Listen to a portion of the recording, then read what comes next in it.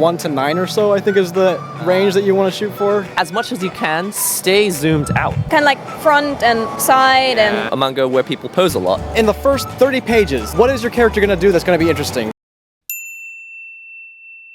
Hey guys and girls, today we're going to talk about common errors that you can make if you do a manga and how to avoid them. I like how you said errors that you can make. Like, here are some errors that you might like to try. Let's start with Wolf. What is your top mistake to avoid? Top mistake I'd say is thinking too big. We watch a lot of fully fleshed out series of anime or manga where you have characters that kind of develop over hundreds of episodes or thousands of pages, and you tend to think of how your characters are going to go through all these epic quests and do all these interesting things.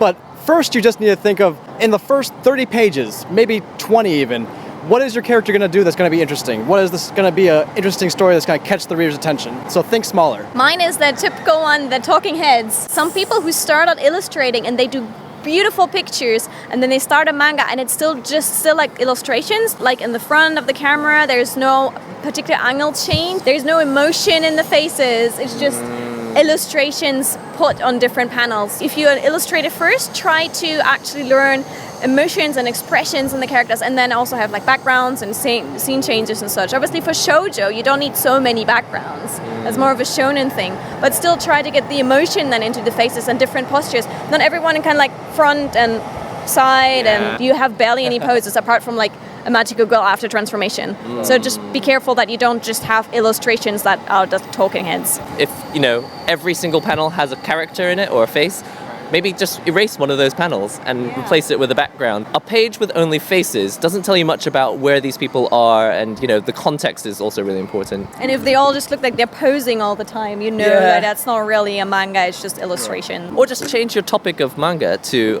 a manga where people pose a lot. Fashion manga. It's a bit of a cop-out. Yes. But most people making manga today are probably going to jump straight to digital, and there's a lot of good reasons to go to digital, but there's also a few drawbacks that you may not be aware of. And for me, when I first drew my first manga, I was zooming into every single panel. On digital, you can zoom a whole panel to become a whole page digitally.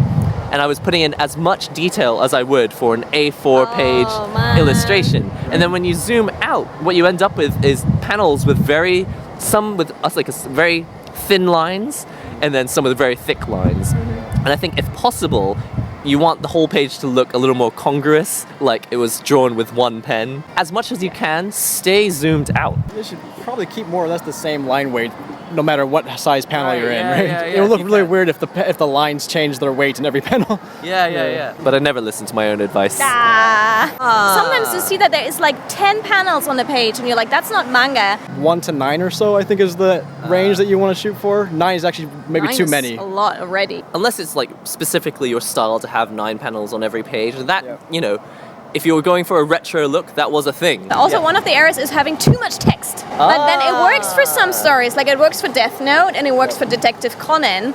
But there has to be a reason why there's so much text. Usually Death Note and Detective Conan, they have to explain loads, so there's loads of text on the page. If you write just a story about a girl falling in love with a guy, there needs to be a good reason for text on a page. Yeah. There needs to be a good reason for that, because otherwise it's just wordy and people will get tired. It's not a novel, it's a manga. If you check out the first manga that I ever drew, every character sounds like they're me. So when you're coming up with dialogue, it's okay to have, everyone talking, but if you can, try and develop a voice for each character, because I just didn't know how to do it, and I gave everyone my voice. It just sounds like there are 3 characters on page, but they're all me talking to myself. Okay, so have like an individual style of how they're speaking. I think so, yeah. Definitely something to watch out for. Okay, those were some of the most common errors that people do when they start out their very first manga. I hope these ones helped you. We've done some of those errors before and worked through them. Let us know if you have any other errors that you have seen other people do, and leave us a comment about that. Thank you very much for watching. We're continuing on our story of making a manga here in Japan. Thank you very much for watching, and catch you soon. Bye!